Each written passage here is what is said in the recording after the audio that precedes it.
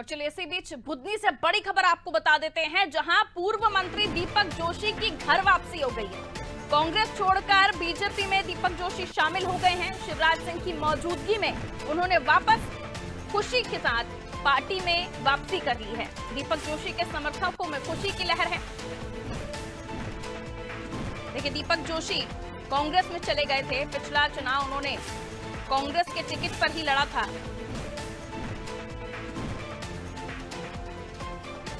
लेकिन कुछ हासिल नहीं हुआ। अब दीपक जोशी की घर वापसी हो गई है।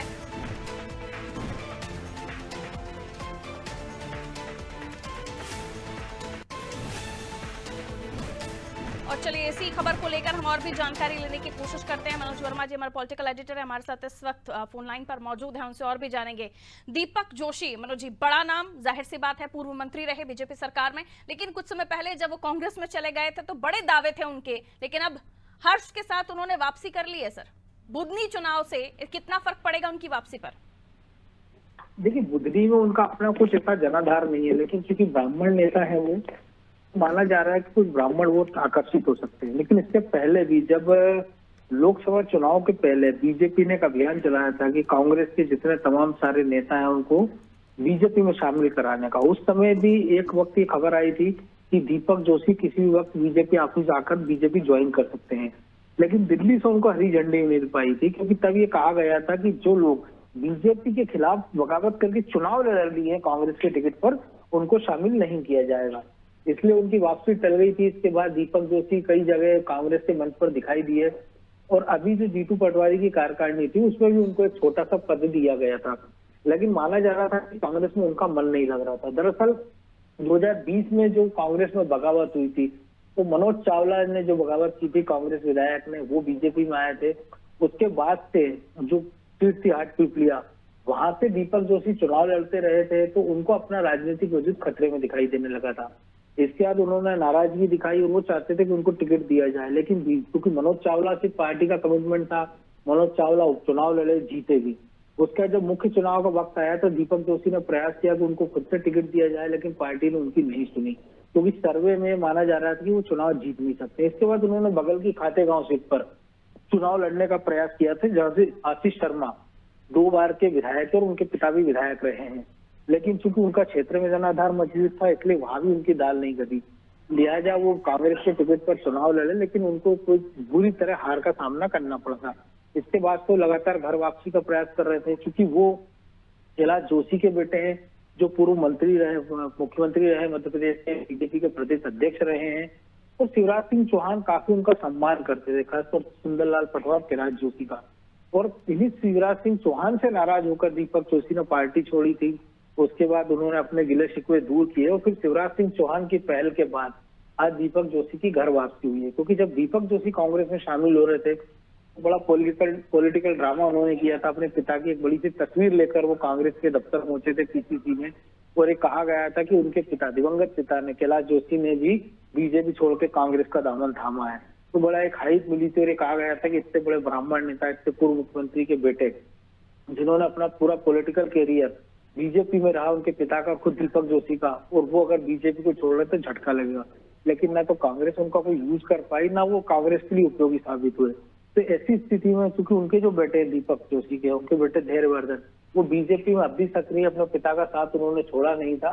तो इसको मजबूरी कहें दीपक जोशी की या राजनीतिक अपरिहार्यता, तो उन्होंने आज फिर से बीजेपी का दामन थाम लिया। लेकिन अब दिलचस्प बात यही है कि क्या पार्टी में उनको वो पुराना मान सम्मान मिलेगा, या पार्टी क्या उनको फिर से चुनावी राजनीति में उतारेगी, और अगर उतारती है तो वो सीट कौन सी होगी। ये तमाम सारी चीजें जिसको देखना होगा। हालांकि अभी इसमें 4 साल का वक्त है, 4 साल में राजनीति में 4 घंटे भी काफी कुछ होते हैं, तो लिहाजा इस पर अभी तो फिलहाल सस्पेंस बना हुआ है। लेकिन ये माना जा सकता है कि पार्टी उनको कोई और जिम्मेदारी दे सकती है, या अभी जो संगठन के चुनाव होना है, नए प्रदेश अध्यक्ष का चयन होना है दिसंबर जनवरी में, तब हो सकता है कि उनको प्रदेश में कोई और महत्वपूर्ण जिम्मेदारी दे दी जाए।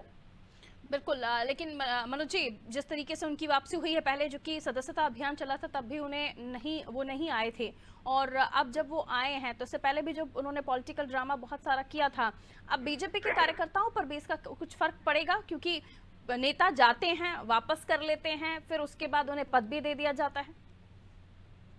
देखिए, बीजेपी में आमतौर पर कहा जाता है जो बीजेपी का कैडर है वो पार्टी के साथ रहता है, वो नेता के साथ नहीं जाता है। अमूमन बहुत कम ऐसे अपवाद होते हैं कि हम जैसे कांग्रेस में देखते हैं कि सिंधिया और उनके समर्थक लोग आए तो सिंधिया के समर्थक तमाम सारे जो कार्यकर्ता हैं, ब्लॉक से लेकर मंडल अध्यक्ष तक के पदाधिकारी के, तो वो बीजेपी में आ गए थे। लेकिन जब दीपक जोशी गए थे या तमाम सारे जो नेता इसके पहले भी गए या आगे भविष्य में भी जाएंगे, तो बहुत कम ऐसे नेता होते हैं उनके समर्थक उनके साथ बड़ी संख्या में जाए। लिहाजा इससे कोई अंतर पड़ने वाला नहीं, क्योंकि वो मूलतः कांग्रेस से नहीं है। दीपक जोशी बीजेपी के रहे हैं, उनके पिता लगभग 10 से 12 चुनाव लड़े हैं, वो भोपाल से लोकसभा का चुनाव लड़ चुके हैं। कैलाश जोशी चुनाव में उन्होंने भारी वोटों से जीत हासिल की थी, मुख्यमंत्री रहे हैं। बागली सीट से केवल एक बार वो हारे और 8 बार के वहां से विधायक रहे हैं और राजनीति में संत के रूप में उनकी ख्याति थी। और लगभग दीपक जोशी का लंबा पॉलिटिकल करियर रहा है। छात्र जीवन में शिवराज सिंह चौहान के साथ उन्होंने अपनी राजनीति की शुरुआत की थी। भोपाल के हमीदिया कॉलेज के वो छात्र संघ के अध्यक्ष रहे हैं, शिवराज सिंह सरकार में मंत्री रहे हैं। तो लिहाजा उनके साथ ऐसी कोई दिक्कत कार्यकर्ताओं को लेकर नहीं आने वाली है कि उनके आने से पार्टी के कार्यकर्ता या कैडर में कोई नाराजगी हो। बिल्कुल, जाहिर सी बात है ब्राह्मण चेहरा है और अब उन्होंने जब पार्टी ज्वाइन कर ली है दोबारा से, तो एक संदेश भी कि क्योंकि जब मनोज जी सिंधिया जी जब आए थे तो ये संदेश गया था कांग्रेस के अंदर कि बड़े नेता अगर कांग्रेस छोड़कर आते हैं और बीजेपी की विचारधारा से जुड़ते हैं तो उन्हें पार्टी तवज्जो देती है, उन्हें पार्टी उतना सम्मान देती है। कार्यकर्ताओं में ये भी संदेश जाएगा जो अभी भी बीजेपी से कांग्रेस में गए थे और कांग्रेस में हैं?